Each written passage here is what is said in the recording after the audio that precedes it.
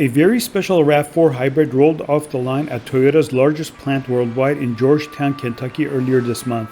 The best-selling SUV also marked the 13th million vehicle assembled at Toyota Motor Manufacturing, Kentucky since production started in 1988.